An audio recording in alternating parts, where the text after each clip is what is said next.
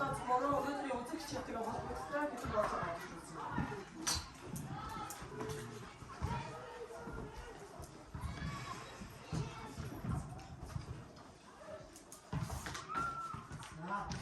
Тав тэгш тоо үнэн үү? За багш нь шараар тодруулсан үг байж байгааз үнэн үү гэдэг. За энэ бол бидний бас мэддэг хэллэг байх нэ. Шаашаа. Хавийн төлөвлөлтөө үнэн тэ.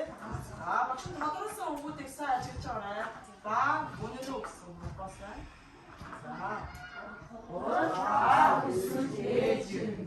За энэ юу гэсэн утгатай вэ? Гуравт нь аав ээж хоёрын нэг нь гэсэн утгатай тийм ээ. За бид тэгвэл ийм үгнүүдийг бас мэддэг тийм ээ. За хурд аав ээж хоёулаа за энийг бид мэддэг байна. За энэ математикийн хэллэгүүд байна шүү дээ. За чааш.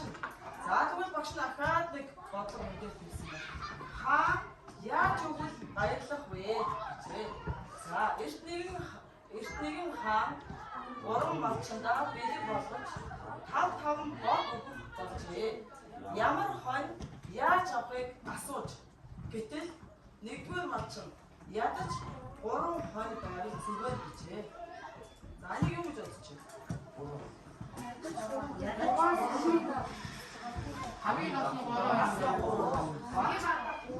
хамгийн матаа хаваа байж болох. Ямаа үлдсэнд нь ямаа гэж өгөх юм байна шүү дээ тийм ээ. За хоёр дахь нь яг 3 хонд авна гэж хэлжээ. Яг 3 байна. Үлдсэн хоёр нь юу юм? Ямаа.